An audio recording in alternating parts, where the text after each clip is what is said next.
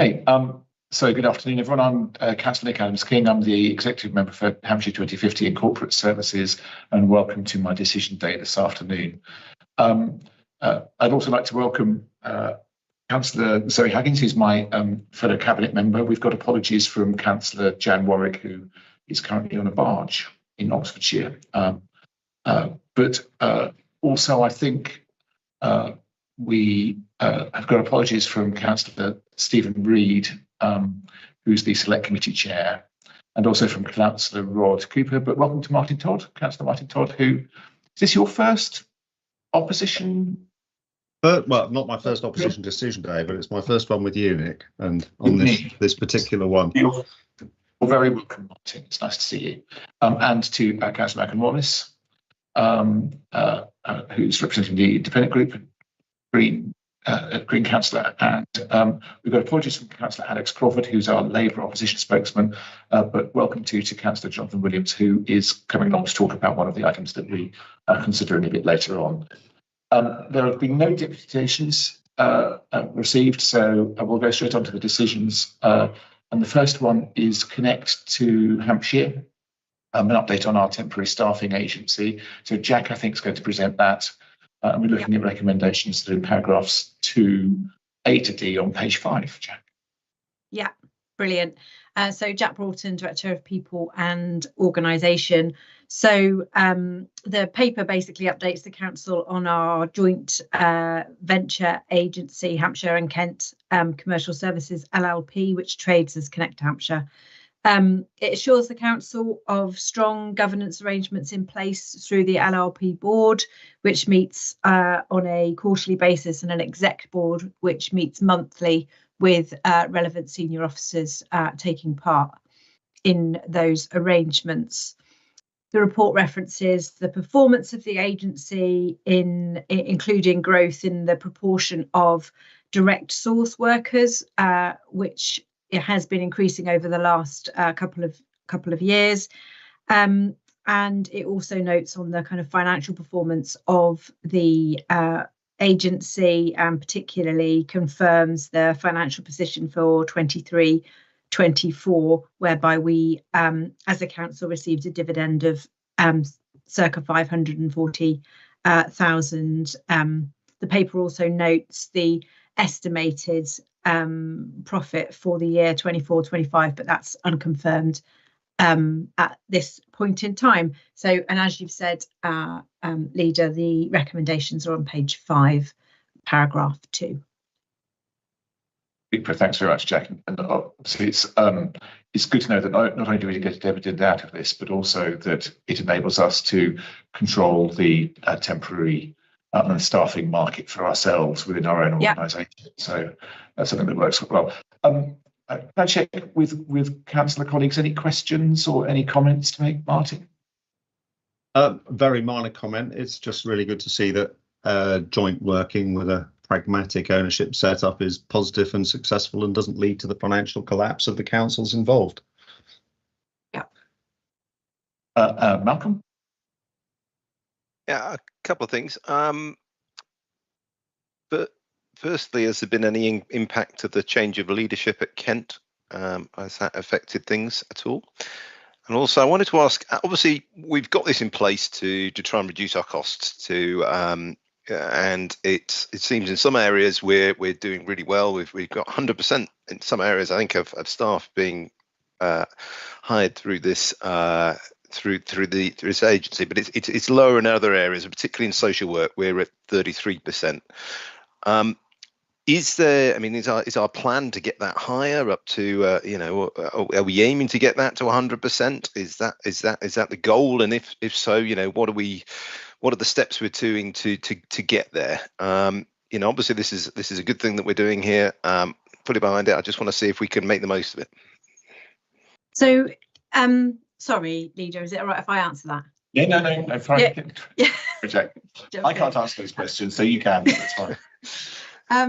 So absolutely no impact on in terms of leadership in Kent. We work specifically with Commercial Services Group Kent, which are kind of subset of, they're a derogatory of Kent. So it's quite far removed in terms of the day-to-day impact. And So absolutely nothing, I would say, from a Connect to Hampshire perspective. The numbers you're referring to, Councillor Wallace, I think are in paragraph 21, and that specifically is about what we call direct fill. So there's two ways that we fill posts through Connect to Hampshire. One is through third party and one is through direct fill. So third party is when Connect to Hampshire go to other agencies on our behalf to fill our posts for us. And direct fill is where Connect to Hampshire have people directly on their books that they source into our roles. And direct fill is more cost effective and more efficient in terms of timeliness. So we're trying to increase direct fill as much as we possibly can, because that has the most benefit for us organisationally. So the goal is to continuously increase direct fill. But I think in some professions like social work, where it's kind of nationally, there is an issue around filling roles, retention, recruitment in those kind of, I think it's realistic to assume there'll always be an element of third party in those sectors as things currently stand. But certainly the ambition is to increase direct fill as much as possible because it is much more effective and efficient for us. Yeah. So that was kind of half of it. So what are our? That's thank you for the explanation. So what are we doing in that area to try and improve it? Obviously, it dropped after 22-23 from 36, and we're now back up to 33%, which is moving in the right direction, but it's quite a long way from where we ideally want to be, and I do appreciate it's a tough area. Yeah, no, and so I think the last conversation we had, I think last month at the exec board, was that our data tracks all there's a number of Connect 2s in other authorities, and so our kind of patterns of sourcing is reflected across the piece, which does indicate that it's linked to kind of the national issues. We do recruit, if you like, from a Connect to Hampshire perspective, so we are constantly on the lookout for agency workers who we can sign on directly to our books. When we have the opportunities to do that, we do so, and we're through our homes, we ensure that when we have a request, we always go to the direct fill market first because of its improved efficiency for us.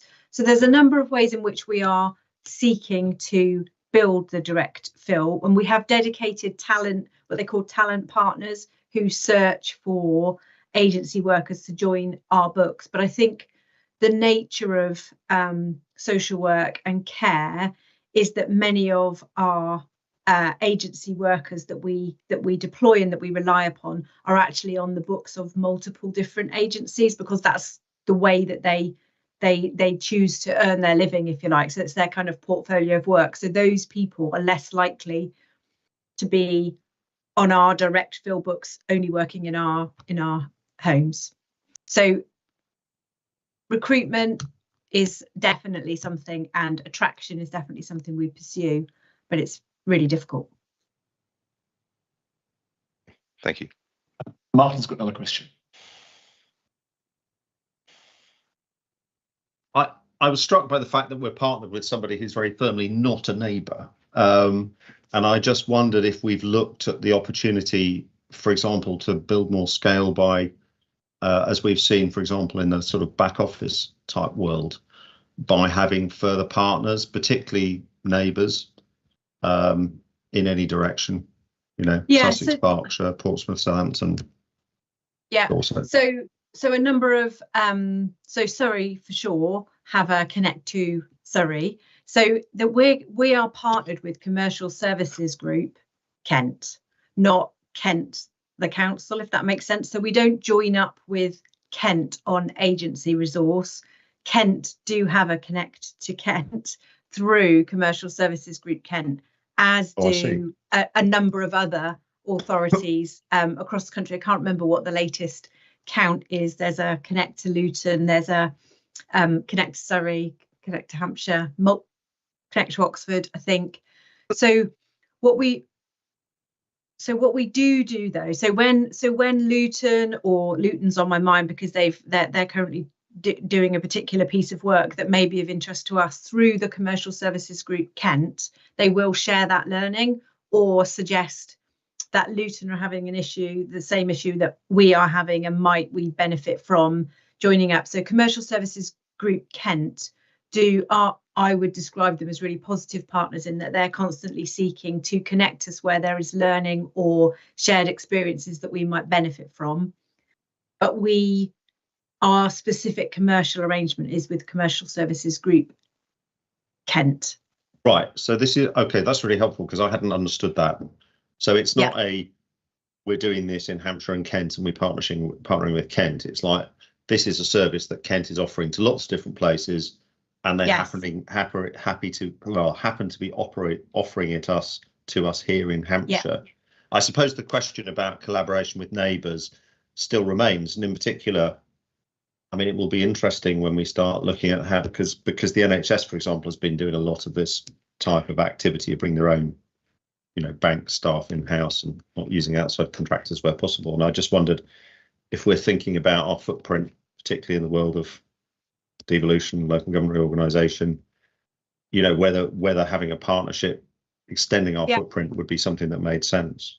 Yeah, and there is the Commercial Services Group, Connect to Hampshire does have a business plan. We do revisit the extent to which we want to develop ourselves as a business and a kind of, create growth for us as a business and as an income generating source. So far, we've, with the support of the corporate management team in EHCC, we've opted to maintain our focus purely on Hampshire because the driver for Connect to Hampshire was about the quality and performance of agency workers in our homes. So the sort of secondary benefit, if you like, was kind of income generation, and the primary benefit was about the care and the consistency and quality of service provision. And we have thus far opted not to kind of grow the business by seeking to create partnerships or offer our services beyond Hampshire County Council, purely on the basis that until, bit to Councillor Wallace's point, until some of our own service provision internally is precisely where we want it to be, we don't want to dilute our focus from our homes and our support to our services. That it of course can all change as the world changes, different decisions will be made, but thus far that's been a deliberate decision to stay focused on Hampshire County Council. Thank you. Zoe, have you got any comment to make? Just to, I suppose, pull it together, this works really well and has done with strong governance. And, I think we've sort of rounded up there that it allows us to sort of manage financially the workforce, the skills demand, with understanding the sectors and I suppose the demand in those sectors and how the workforce work within those sectors, while safeguarding services, which is really important. And just going back to Malcolm's point, our priority will always be direct agency, because that's how we ensure that we have workforce alignment and quality assurance. But obviously we need to be mindful of the challenges within the sector and actually how the demand and the workforce are employed. So the scheme works really well with really strong governance, and I think that's the key point to this. Yeah, absolutely. And it is just to reiterate, I know from personal links to the NHS version of this that it's really, really tough at the minute to get the right staff into the right places, and so that just kind of underlines the challenges that everyone has. As I mentioned, the recommendations are in paragraph on page 5 in paragraph 2.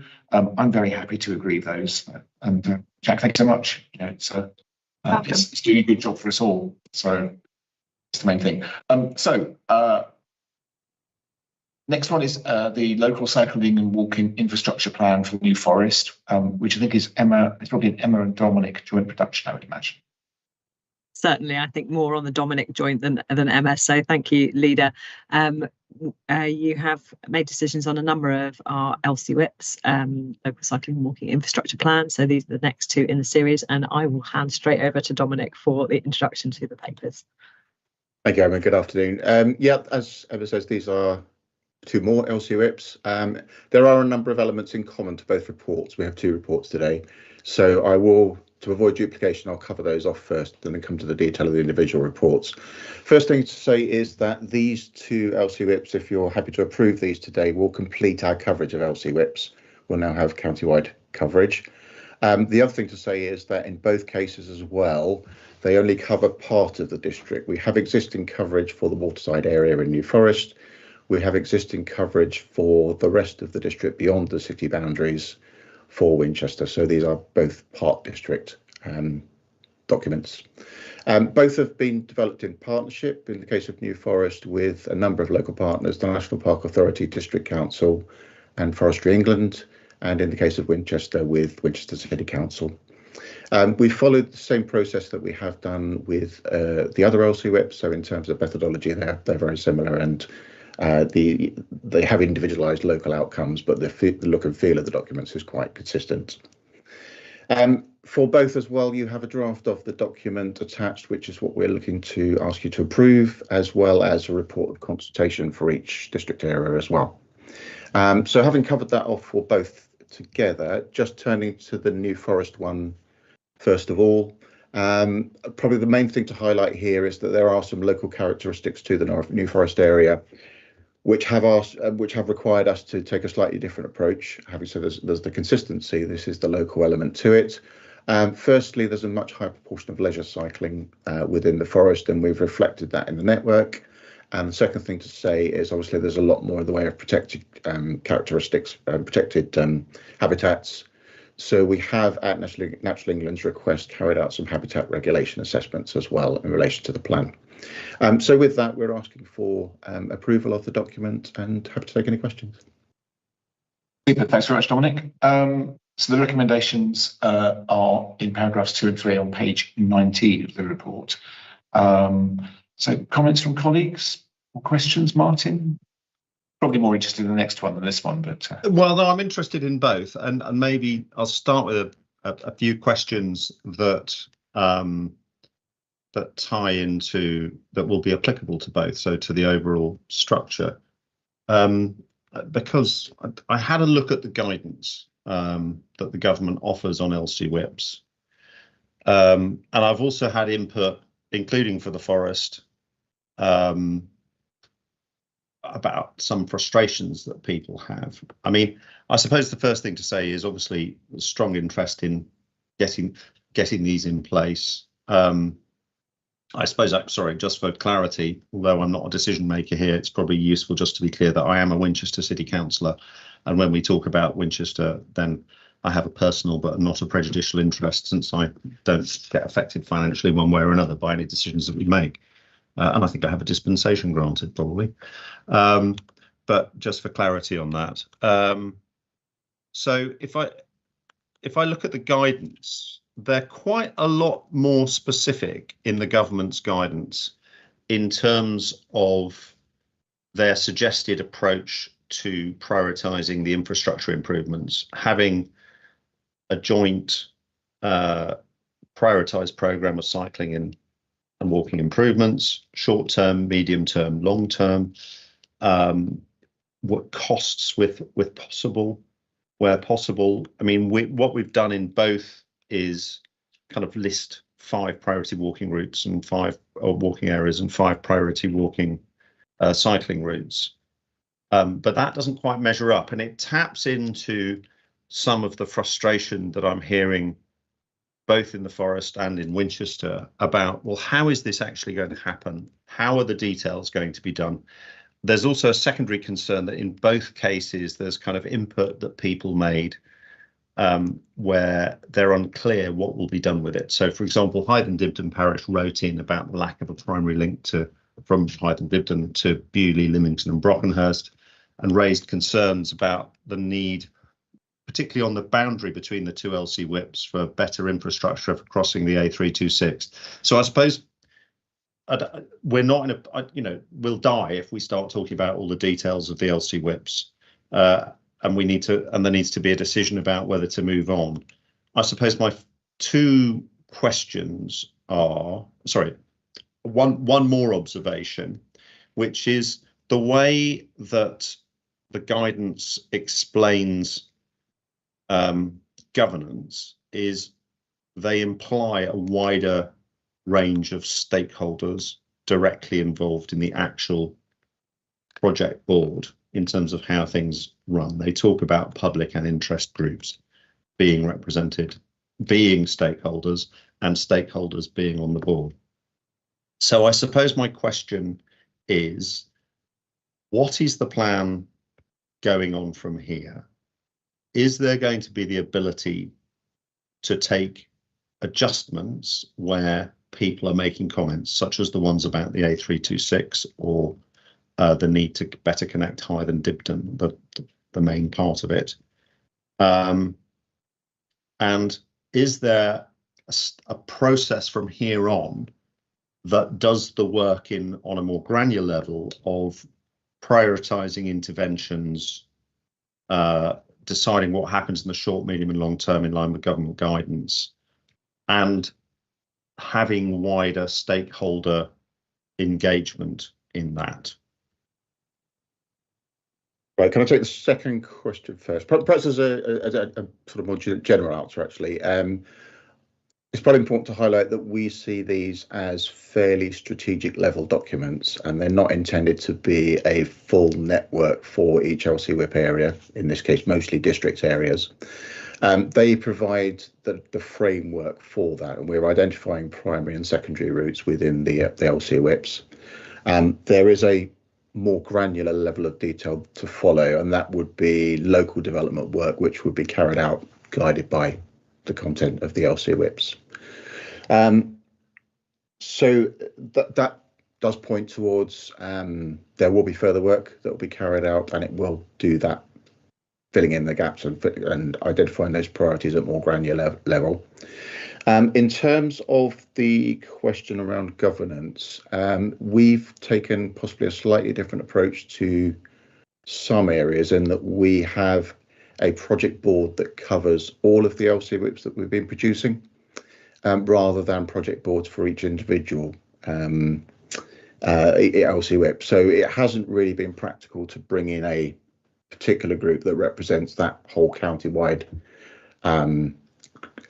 stakeholder engagement. What we have done, though, is made sure that we've held workshops, and there have been a few workshops in each case, whereby there's that opportunity for the stakeholders to be engaged prior to the development and publication of the LC whips.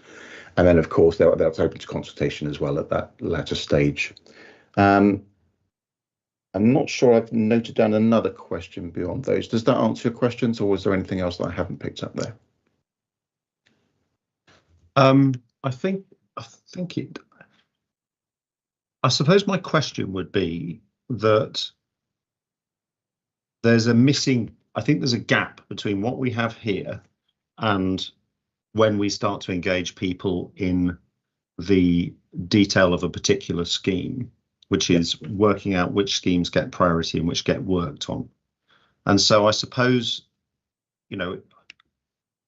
I'd almost want another recommendation, which is a plan for that engagement to make things more specific. We live in a world where districts are holding still and want to have a more strategic discussion about how that gets spent, rather than seeing what pops out of the county machine, where the cycling and walking organisations are saying, of course we'll feed back on individual schemes if you ask us, but we actually want a wider, more thought through dialogue than that about overall priorities. And I suppose my request, and I'm quite torn about this, because I can see ways in which we could make the LC whips better, but I also recognise, I can see quite a lot of ways we can make them better, but I also recognise the need to crack on and get something in place that we can use as a published document to leverage in support. And there are, you know, things I've been arguing for a long time that are in here. Well, not in the New Forest one, but the other one. So I just wonder whether we need a recommendation or a request, or we do it by a scrutiny committee or something to look at that. How do you have a discussion about a place to work out what's important? How do you have it with members? Because I'm not sure that we have enough of that discussion. How do we have it with statutory partners?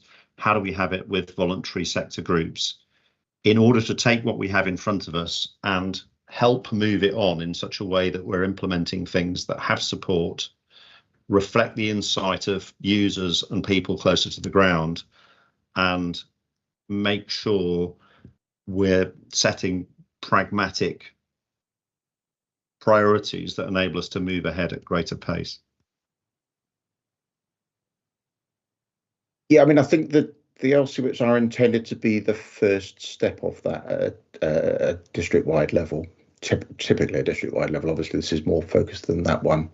A lot of what you've described there does sound quite similar to really local strategy development work. And of course, what that would also do would put it within the context of the other transport initiatives that are coming forward within a particular locality.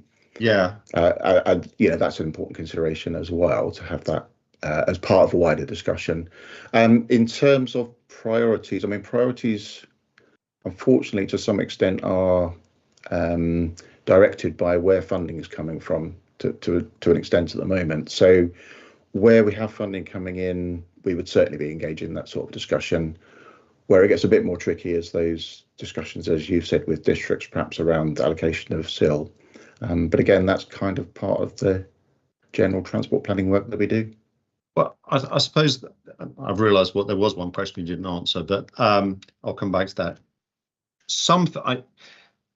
I mean, this slightly ties back to the City of Winchester's movement strategy. I've thought for some time that we made a mistake in not having a wider board somewhere in the system in terms of how we ran it and how we involved it, including businesses, including, you know, cycling groups, walking groups. And I think that was a mistake in the governance. And, you know, so I quite like the idea of some kind of local transport board that we use to help do that work and have a joined up conversation about everything. It feels like, I suppose that's just the thing that feels like it's missing on this this proposal. It feels like it stops and leaves things in a void, and it needs that follow through. And the question that we forgot was the border question in the A326, but that was a, yeah. I think, so if I jump in, Martin, I think, I mean, to a degree as well, in my experience of the LC whips that we've got in place elsewhere, we need to have the plan in place so that we've got a framework against which we can decide to do things. And each of them has enabled us to leverage developer contribution towards solutions that we've identified as part of them. And if I think about the Test Valley one, the Southern Test Valley one, which was one of the earliest ones that was created, the work that's been happening to create a safe cycling route from Romsey to Southampton and to the employment locations there has been really quite successful in beginning to fill in some of those gaps to create that safe route. I think the implementation of SIL, which of course is not universally implemented across the county in any event in the planning authorities, but the implementation of SIL gives us an additional opportunity for that. But there are lots of calls on SIL as well. Yep. And so certainly in my experience, where there is a need to leverage SIL, that's best identified by the district or by the local members saying, well, this bit of the LC whip needs to be delivered. It's an important part of it. Is this something that we can begin to look for a community funded route through SIL to deliver? The challenge I would suggest is that if you put in a separate step along the way, you begin to potentially raise expectation of delivery of schemes that we might not be able to deliver until such time as we've got the contributions or the development around it to fund it, and that thereby lies to your problem. But when we have found that there is funding in place, I found certainly from a personal perspective of what's happened in my division, I found the engagement of the team really, really good in stepping in and making sure that there are plenty of stakeholders on board. They're talking to parish councils, they're talking to local districts and borough councillors. They are, they're working with it really well. But much of that comes down to how how achievable it all is. And so I think you are right that certainly from the conversation that we didn't have, because I wasn't involved in it, but certainly the conversation that we were having around future work planning for the 2050 committee, I think it's absolutely right that there should be a much wider view of the kind of things that are scrutinised there. And this is perhaps one of those things that it would be good to do some work around to understand how it can be best used. But I think that's the appropriate place to have this conversation, rather than sort of have a debate in the middle of decision day about it. As to what that might look like. So, we can't put another recommendation in here at this point, but it's certainly something that through scrutiny we could look at and consider from there. Does that help? Yeah, I mean, okay, I raised it this morning at the scrutiny meeting, so maybe that's where we take it. There is an immediate thing, which is if there are any outstanding issues, how do we make adjustments? Is this an adjustable document, or is it something? I mean, the national guidance suggests, put it in a drawer and come back and find. Well, don't put it in a drawer. Use it for 4 or 5 years and then come back. But that's quite a long way in the future.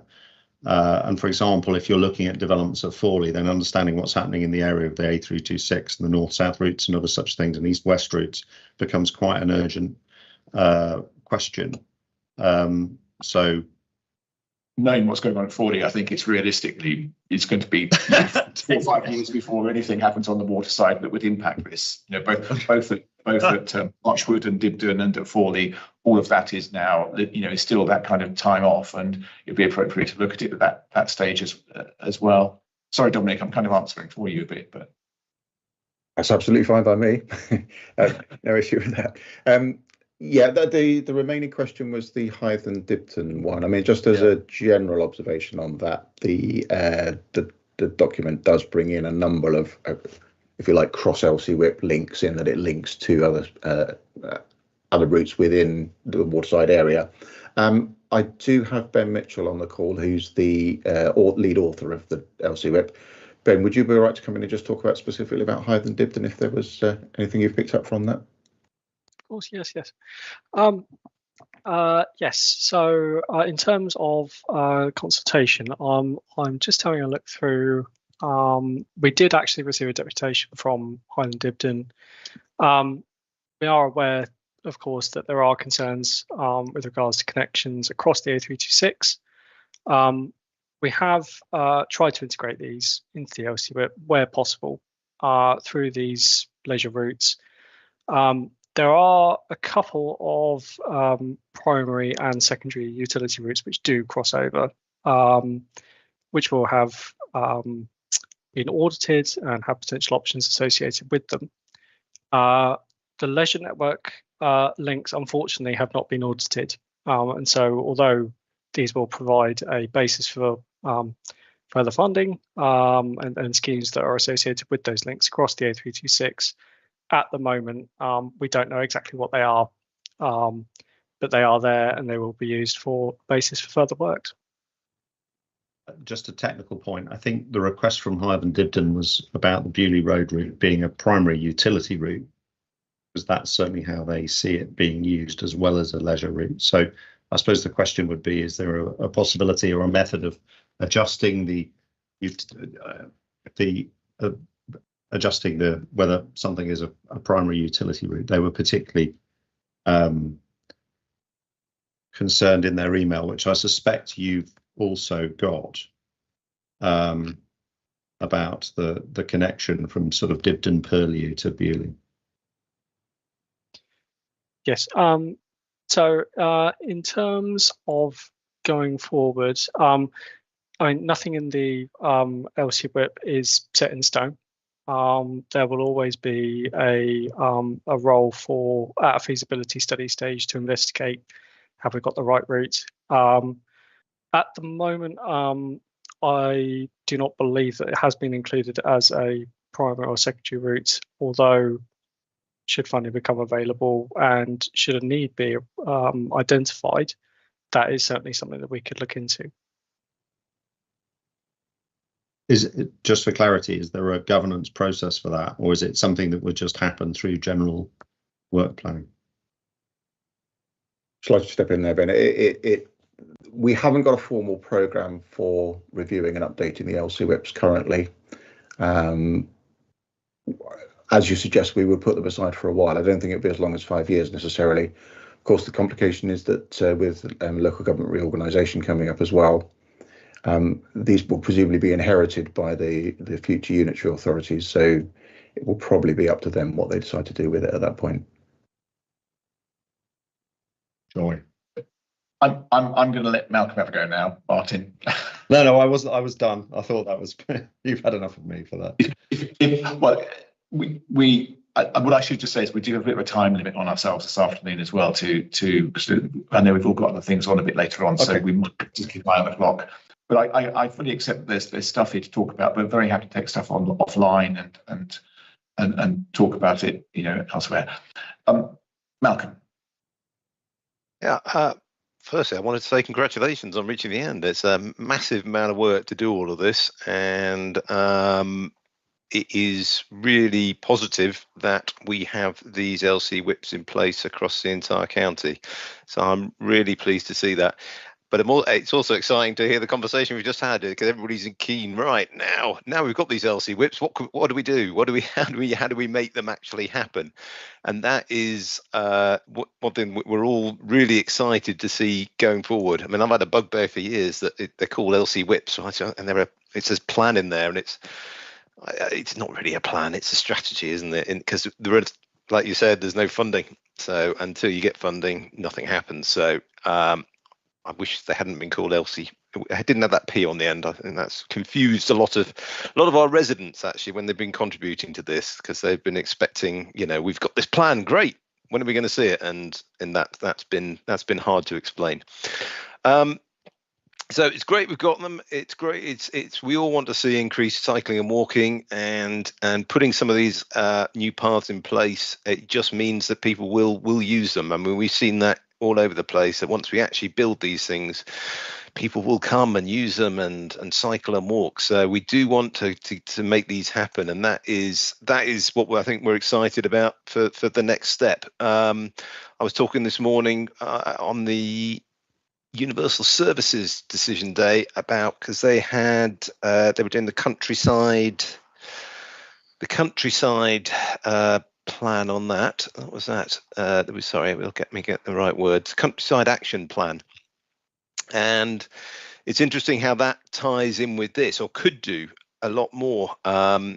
We've got a particular route that we've been working on for a long time now between Bishop's Waltham and Swanmore, and the LC whip unfortunately has it going along the roads, and the roads are terrifying, and I'm not going to encourage any kids to cycle on those roads, because it's not the right solution. But we've got potentially a route along footpaths that could get us, if we can get the footpaths upgraded, we can get a route from Swanmore to Bishop's Waltham on footpaths, and it's been a lot of work getting all that aligned, and we're making slow progress on it, but we're hopefully getting there. So it's making these things actually happen, and I think that's what we're all excited to see on the next stage. And so I know today's just signing off the LC whips, but it would be really good to have a session going forward on how, what can we all do as councillors and different organisations to really push these things forward, so that we can actually get some more of this infrastructure in place. So thank you for what you've done, and as well, thanks. Super, thanks, Malcolm. And Zoe, any comment to make? No, really, just to echo what Malcolm said there. I think it's great that we've come to an end and had a really good framework, because that's what it is strategically, isn't it? It's creating that of the launch pad to take forward. And I would be supportive of maybe from a work programme perspective of how 2050 can now complement that and take it forward. Like yourself, Leader, I've, LC Whip that we have in Gosport has contributed quite substantially and value of whether or not that's bikes and buses drive in harmony, or whether or not it's accessibility in joining up our town and our ferries. So I think there's a place of both scrutiny and examining of where it does work when we look at attracting funding that maybe the 2050 can look at. But great to come to a conclusion where we now have a really good basis and framework strategically to take forward. Yeah. You've said what I would otherwise have said, and I think obviously with the New Forest, this part of the New Forests plan, it was always going to be one of the trickier ones, given the fact that much of this is within the national park, and that there are sorts of additional designations that impact our ability to do this. But it's great that we are over the line with this one, and then also with the Winchester one. So I'm very happy to approve the recommendations on page 19. And move on to the Winchester City version as well, where we're looking at page 273 in paragraphs 2 and 3. So, Dominic, I guess a bit more detail around this one as well. Yeah, there isn't a lot more detail to add actually to what's been covered already. Probably just the one thing that's worth highlighting is that we did have perhaps a higher level of interest in the consultation on this one. And as a reflection of that, we have probably made a few more changes to this than we had done between consultation draft and final draft. So hopefully we have picked up and reflected as many of the consultation responses we were able to in redrafting. But yes, it's the same recommendation for both. Super, thanks. So home turf, Martin. I think the thing. So the one thing I would say is that I'm aware that we have made some significant changes to the original draft of this, and I'm also aware that there's still a feeling that from some of the cycling lobby that they'd like to have done more. I think there's an element here of being realistic so that we don't raise expectations that we can't possibly meet within that time period that we set ourselves before we review it again. Coming back to your point, Martin's point about is this a living document, or is it something that we create and then review in a period of time? And I think we just kind of have to bear that part in mind, I suppose, as well. Sorry, Martin, I just thought worth saying that before we start any further conversation. Yeah, and it is,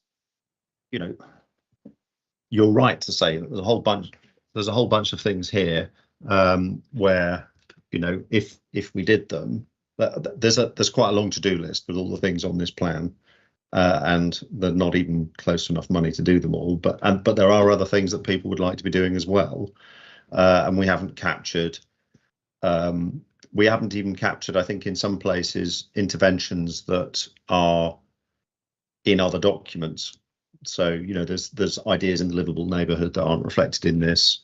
To a certain extent, on some levels, I'm reassured by the sort of level of pragmatism in terms of how we'll fund and do things going forward, to say that's not the end of the world.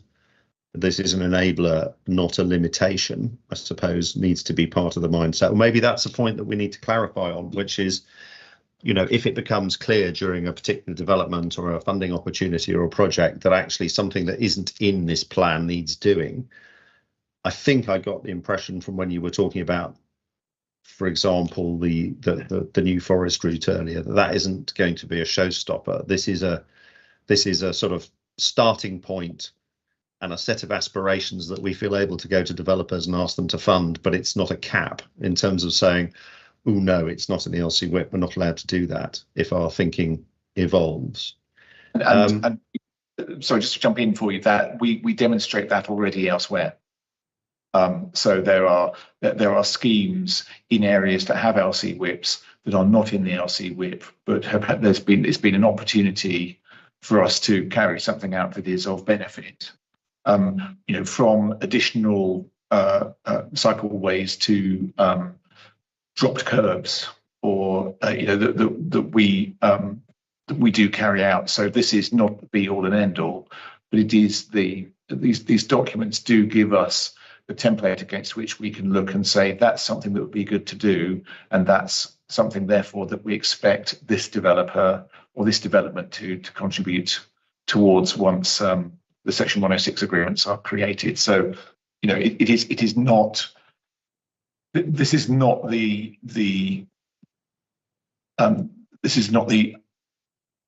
finite document that says we will only do this. If there's an opportunity to do something else that is a benefit, we of course would take it. And that's good to hear. And again, I mean, to a certain extent, there is a let's crack on. I mean, this has taken a very, very long time. I think the previous round was in 2022, and the idea of saying, well, let's, given that the last round of change took 3 years, the last thing we ought to do is to spend another 3 years on it. So again, there's a bit of me that says, right, okay, we'll bank this, but we do need.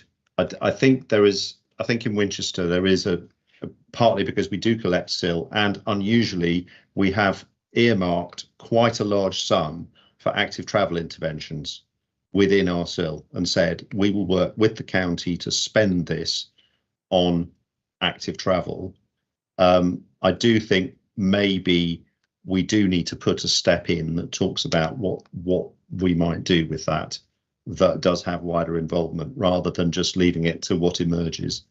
And I realise that there is always a complexity. I know behind closed doors, we've occasionally looked at funding plans for individual projects and where we think we might get money for them. And it is still worth doing that. But sometimes you need to do that in confidence. But I think a planning stage and thinking about implementation and where we go next would be a useful thing to do and to involve people in. There were observations that, to what degree do we look at other land? Where Winchester is likely to have quite a lot of development happening. To what degree can we be sort of future focused and look at not county, non-highways land and city land and other such things in order to think about routes, or even areas where we might need to purchase land, widen roads, widen paths and things like that? That wasn't clear to me. And it was something that was raised by people. And the other observation that was made was that we seem to be a bit light on employment centres, schools, and sub-centres outside the centre in terms of how we were planning for those. But again, I think the important thing, probably having clarified the scope of this, is to crack on, probably approve what we have. But we do, the conversation can't stop at that point.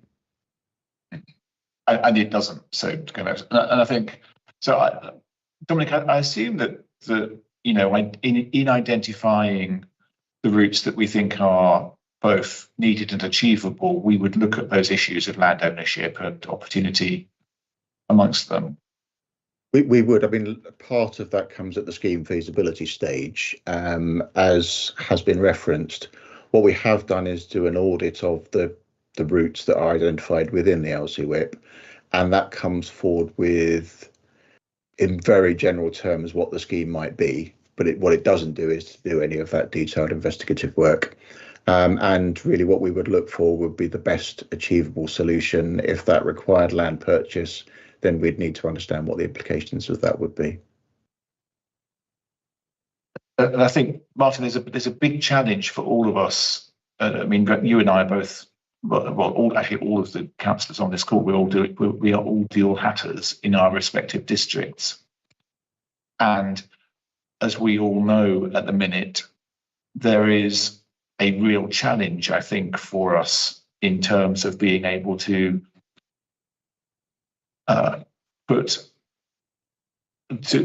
from the planning perspective of being able to plan for what is happening where, because of the risk of speculative development that is happening around much of the county. And I recognise that Winchester in a slightly different situation as a consequence of getting the regulation 90 through for your local plan just in time, but for much of the county that's not the case. And so that presents a challenge in terms of not being able to necessarily map things against local plans in many areas currently. But I think it also provides us with opportunity as well, which we need to grab whenever we can. And that will take you back to our very first point of discussion around this one, which is that there will be opportunities that come along that are not in this, and if they do, then we need to take them and grab them. And the bit about the planning aspect, which I think we need to do, we do need to take to scrutiny, we need to come to debate, is how do you do that without raising expectation that is unreasonable?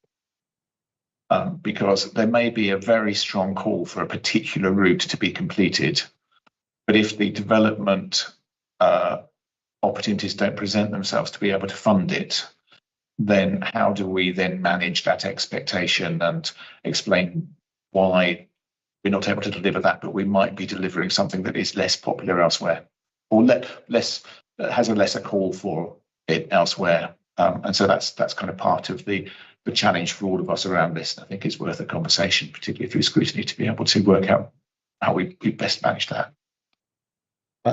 Yeah, last thought, because I recognise, is I think that's true, but I think often actually by having things pop out at the end of the sausage machine where people go, it's this, what do you think of it? That can make that problem worse rather than better in terms of how it works. So I absolutely get where you're coming from. Yeah. So actually sometimes that earlier engagement can be quite powerful. Yeah, exactly. And there are mechanisms for doing that. There are various mechanisms through which we can do that, and it happens. There are various community partnerships around the county elsewhere where we have those conversations as a sort of a proxy for the kind of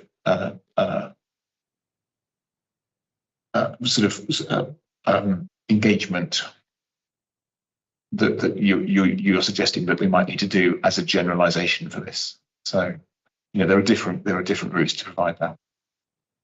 But let's talk about it through scrutiny. I think that's the best way to go. Okay. Malcolm, sorry. Nothing more to add on this. Thank you. It's not quite your patch of Winchester. Wow. And Zoe? Sorry, go on. Not that I don't care about it. No, I just we've had a lot of debate on this one. That's all. Zoe, anything to add? No, all good. So again, very happy to support this and to agree the recommendations that are in paragraphs 2 and 3 on page 273. I think it is something that I'll talk to Stephen about and work out how we perhaps look at this through scrutiny and the work plan for the autumn to begin to take a look at it, because I think your point was well made in the committee meeting this morning, Martin, about it. So, okie dokie. Get Hampshire working plan. Emma and Jamie this time, I think. Jamie, so yes, I'll introduce Jamie, our strategic skills lead, and just say that Jamie has been a man who's been working very, very hard over the last 24 hours to ensure that we've got all of the approvals in place that we need. So I'll hand over to Jamie for some good news. Thank you, Emma and Leader. So just a little bit of background. So a key part of the government's mission to kickstart growth is that commitment to building an inclusive and thriving labour market where everyone has the opportunity of good work and the chance to get on at work. So the Get Hampshire Working Plan is a response to the government's Get Britain Working white paper, setting out proposals to reform employment, health and skills support to tackle economic inactivity and support people into good work, with the ambition of achieving a national 80% employment rate. So led by Hampshire County Council in partnership with the Department for Work and Pensions and the NHS Integrated Care Boards, the plan is a product of considerable stakeholder engagement activity and identifies local labour market challenges, the roles, provision and current support offer of key stakeholders, and outlines a coordinated approach to tackling the challenges. Delivery of the plan will support an integrated offer of local work, health and skills support, including the contribution of new and existing provisions such as the Connect to Work, local skills improvement plans and the UK Shared Prosperity Fund. It also offers us a glimpse of what we can achieve together to reduce economic inactivity, improve job prospects and mitigate multiple barriers to work. So by integrating services, focusing on prevention and early intervention and strengthening partnerships, the Get Hampshire Working Plan aims to unlock the potential of Hampshire's residents, reduce inequalities and build a healthier, more resilient workforce. I can confirm we've had the necessary approval from the two ICBs and DWP/Job Centre Plus, and now seeking approval from the executive member to adopt and publish the Get Hampshire Working Plan. I invite any questions. Super, thanks so much, Jamie. And this is obviously something that's really important for us as we begin to prepare for devolution and for the combined authority next year as well, because this is one of the things that we'll need to have in place. I'm actually going to go to Zoe first, because this is her area of expertise to a degree. So, Zoe, have you got any comments to make? I know we've talked about it at the Prosperity Partnership Board as well. So. We have, and again, just my thanks to Jamie, because this is a response, obviously, to the government policy on Get Working Britain and the governance behind all of it, of getting approval, Jamie, but also the extent of the information that's provided in the report, and obviously the policy. So my thanks to you. It's really reflective of what we should be doing as Hampshire County and as the Prosperity Board. It is about us supporting individuals to reach their potential, and then in turn obviously supporting businesses either improve their skills, grow their company and invest in their people. And that's really reflective in the plan. And I think also with that, those targeted areas of whether or not that's young individuals, those with health problems, or in particular sectors. So fully supportive and a really good plan. So thank you. Thanks. Colleagues, comments. Martin, comments or observations, questions? I've already had a bite of the cherry of this through the Hampshire Prosperity Partnership Board. And no, I mean, I have to say I've been very impressed at the work that Mr. Mackay has done, and he very positively impressed our business partners when he made his presentation about what he was proposing. So all credit to the work that's been done. Yes, this feels like a good way of taking us forward.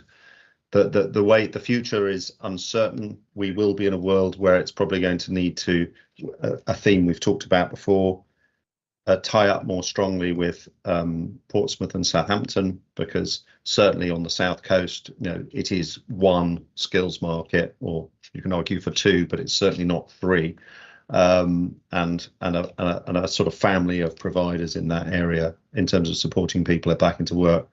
But I think there's also recognition that there's a limit to what can be done right now, given everything else that's going on. So within our footprint, I think it's a very strong plan, and all credit to the work that's been done and the very effective engagement with interested partners in order to make sure we have a strong plan. Great. And Malcolm? I thought there was some really detailed good work in this report. Thank you for all the work that's gone into it. Statistics show some of the successes in the areas and some of the challenges we've got. So there was lots in, I just had really one question. There was lots in the reports on support for more vulnerable members of our society. But I did wonder, by some measures, demand for university graduates is at an all-time low. What is the Hampshire Prosperity Board doing in this space? I mean, is it responsible for doing anything in this space? Is it doing anything in this space? So Jamie, yeah, it's lyrical now. it's a really great question, and actually it links back to some of my sort of previous roles as well. Something that we've been keen to sort of work on with the universities, and we've got all of the universities across Hampshire and the Solent area represented across Hampshire Prosperity Partnership Board and the Skills Partnership, is that point about articulation of skills and supporting students, graduates, to actually be able to walk into an interview and comfortably articulate the sorts of skills that they have sort of gleaned through their learning, and seeing the applicability of different sorts of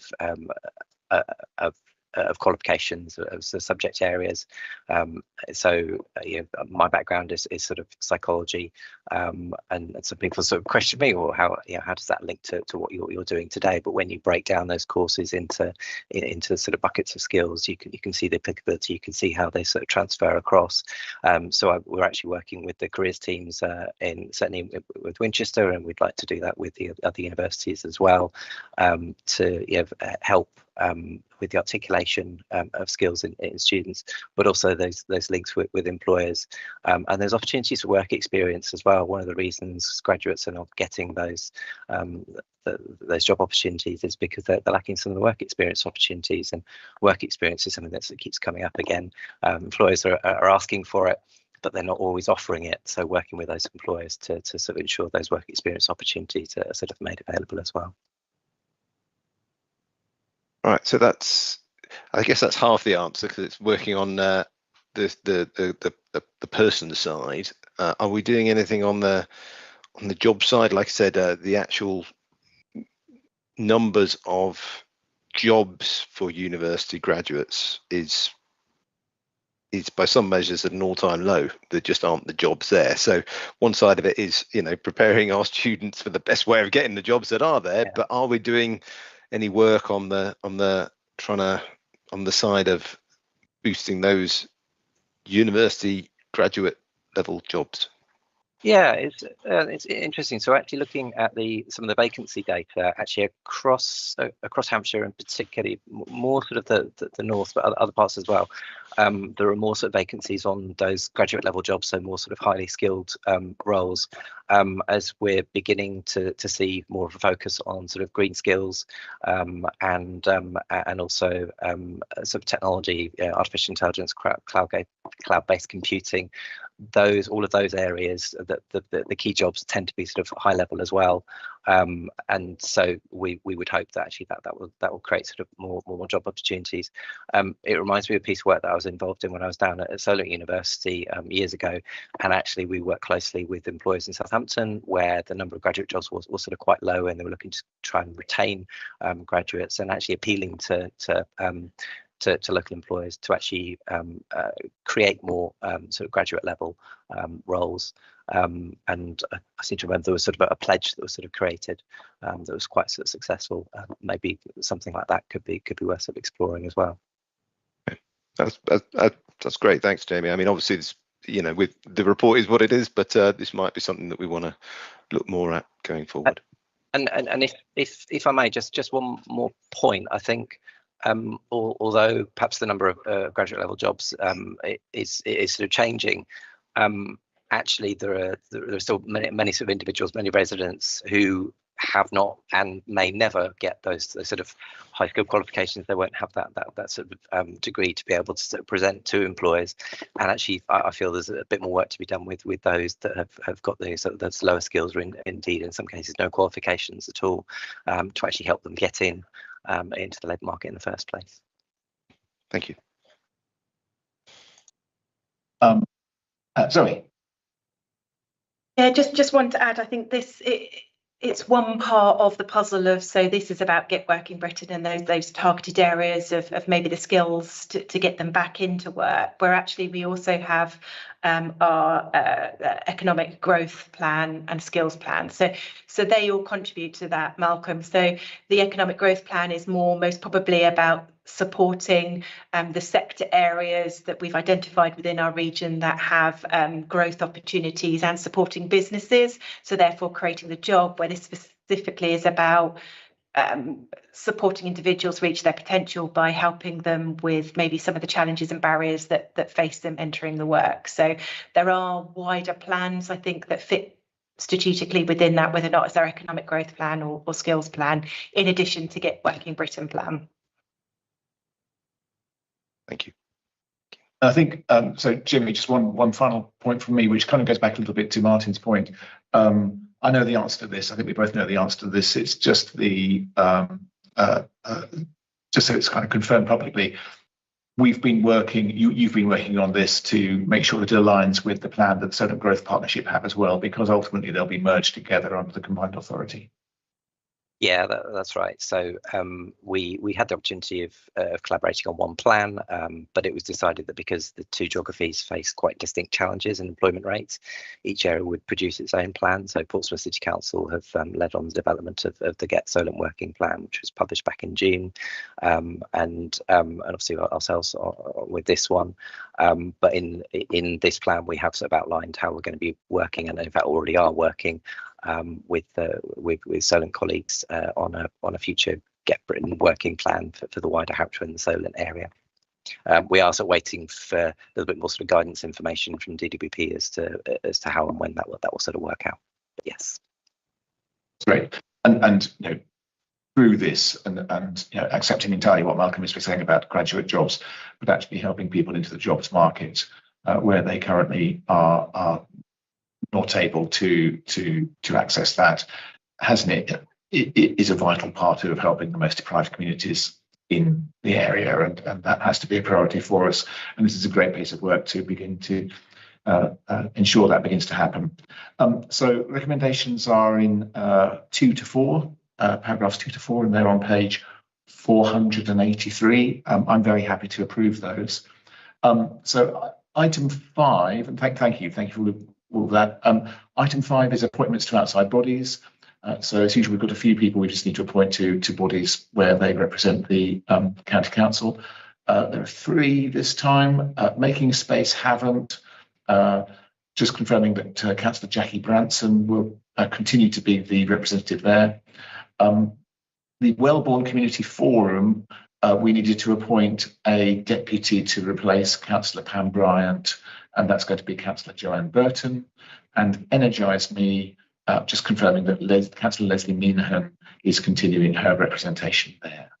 Which I think is what I need to do. So in terms of the decision day, that's going to be the end of the public part of the decision day because we need to move on to some exempt items to do with property transactions. Now, let me read this out for you.